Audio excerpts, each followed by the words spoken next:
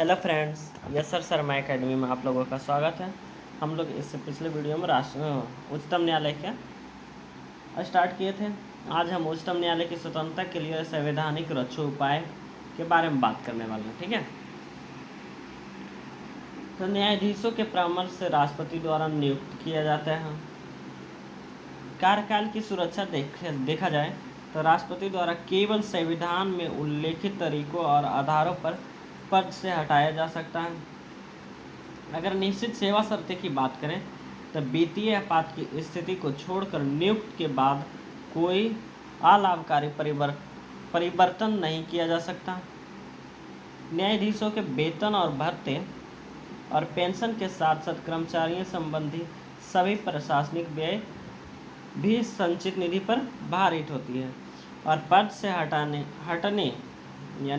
के प्रस्ताव के अतिरिक्त विधायिका में न्यायाधीशों के आवरण पर चर्चा नहीं किया जाता है, मतलब आचरण पर चर्चा नहीं की जा सकती है। ठीक है, किसके बारे में? तो न्यायिक।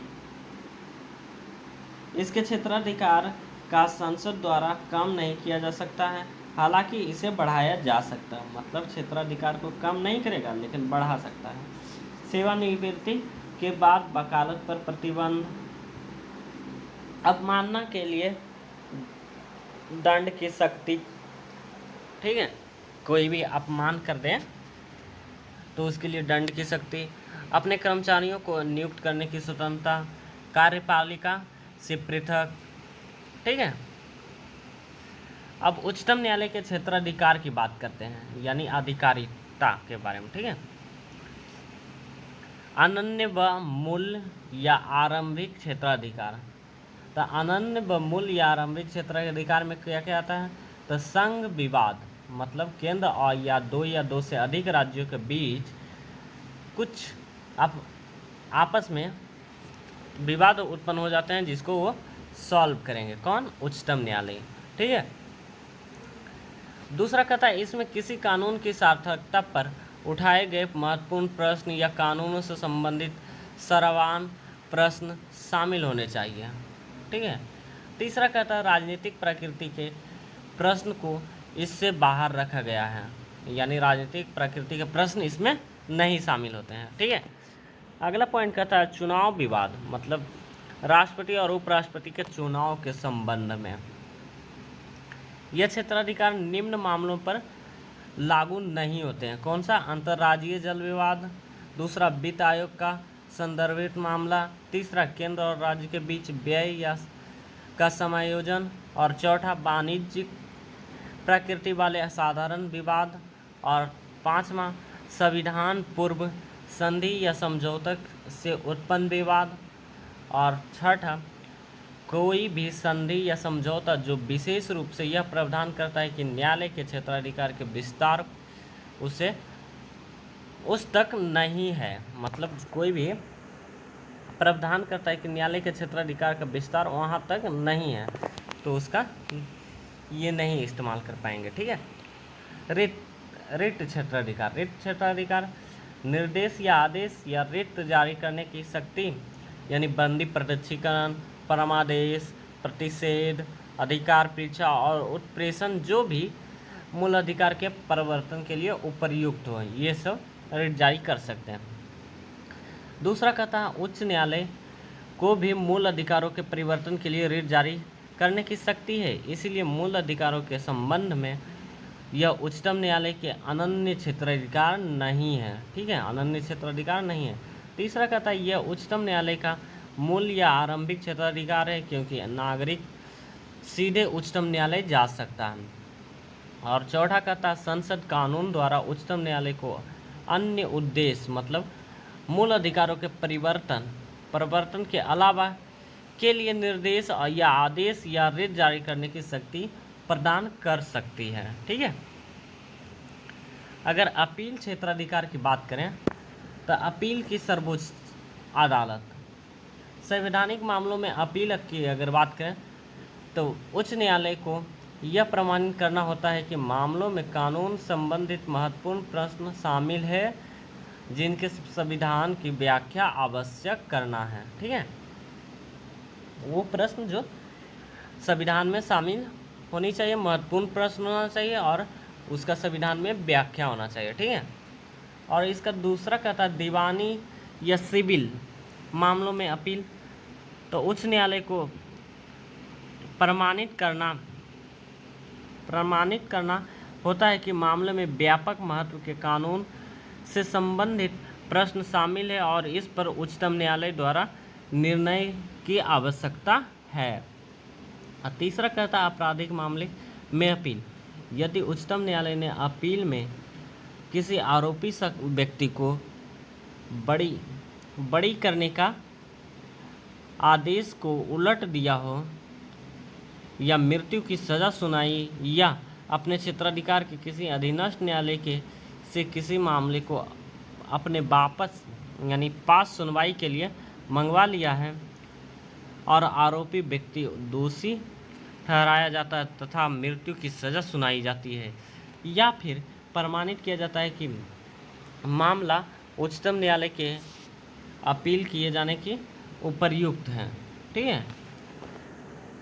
बाद में संसद ने इस क्षेत्राधिकार को बढ़ाते हुए इसके तहत न केवल मृत्यु की सज़ा बल्कि आजीवन कारावास या 10 वर्ष की सज़ा भी शामिल किया है, ठीक है।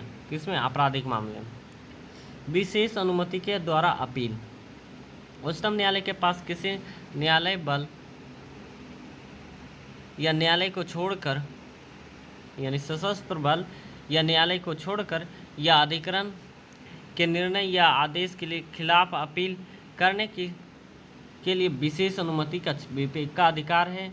यह किसी भी मामले में संबंधित हो सकता है। यह अत्यधिक व्यापक शक्ति है, ठीक है।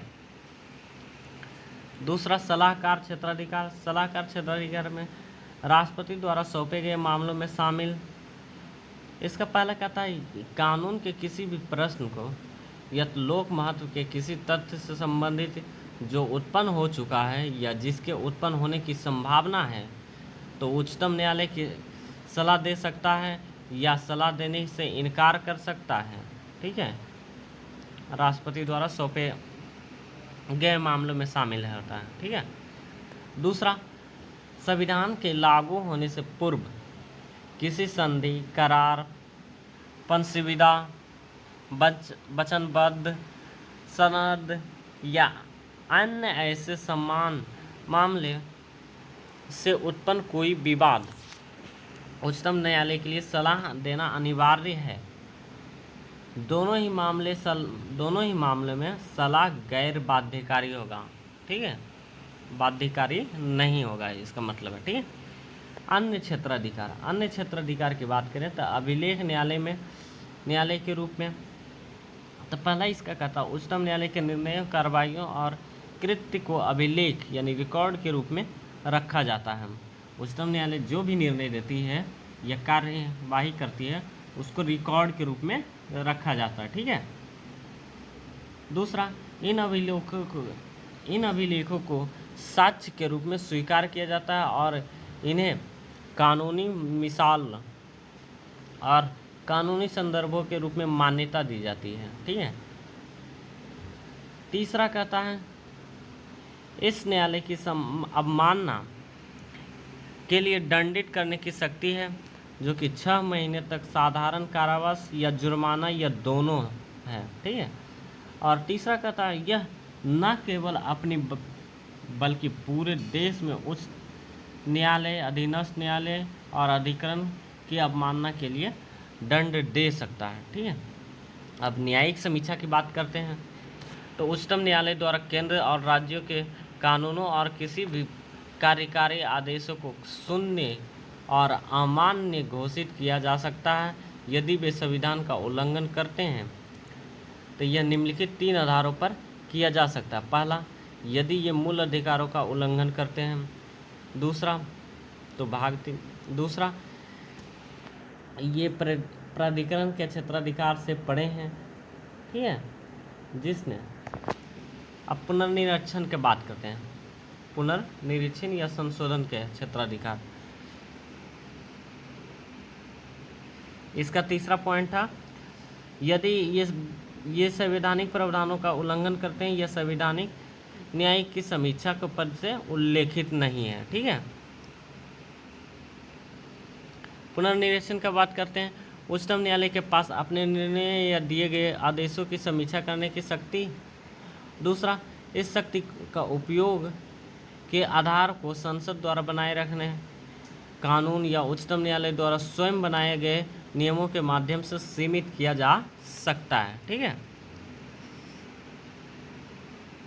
उच्चतम न्यायालय के न्याय की समीक्षा के लिए दायरा याचिका को समीक्षा याचिका कहा जाता है, जबकि द्वितीय समीक्षा याचिका को उपचारात्मक याचिका कहा जाता है। ठीक है,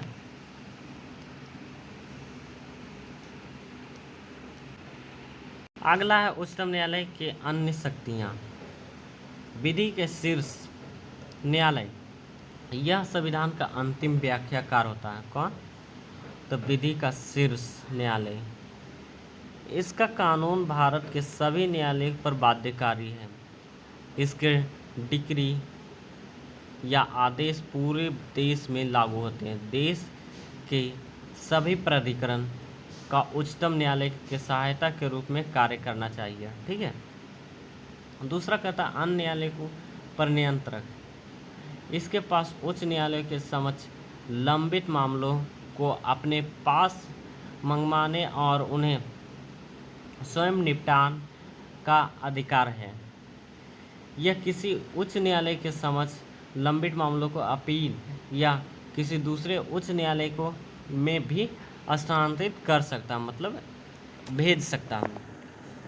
इसके पास न्यायिक अधीक्षण की शक्ति है और देश के कार्यरत सभी न्यायालयों और अधिकरण का इसका नियंत्रण होता है। ठीक है, अगर आचरण की जांच करें तो यह राष्ट्रपति द्वारा किए गए संदर्भ में यूपीएससी के अध्यक्ष और सदस्यों के आचरण और व्यवहार की जांच करता है। यदि वह उन्हें कदाचार का दोषी पाता है तो वह उन्हें पद से हटाने के लिए राष्ट्रपति की सिफारिश कर सकता है। इस संबंध में उच्चतम न्यायालय द्वारा दी गई सलाह राष्ट्रपति के लिए बाध्यकारी होती है। और पूर्ण न्याय की बात करें तो यह ऐसी डिक्री पारित कर सकता है या ऐसा आदेश दे सकता है जो उसके समक्ष लंबित किसी भी मामले या विषय पर पूर्ण न्याय करने की आवश्यकता हो। ठीक है, ठीक है फ्रेंड्स, तो आज हम लोग यहीं पर रहने देते हैं। कल हम बात करेंगे उच्चतम न्यायालय की अधिवक्ता के बारे में। ठीक है, तो हमारे चैनल को लाइक करें, सब्सक्राइब करें और कमेंट करें। ठीक है, धन्यवाद।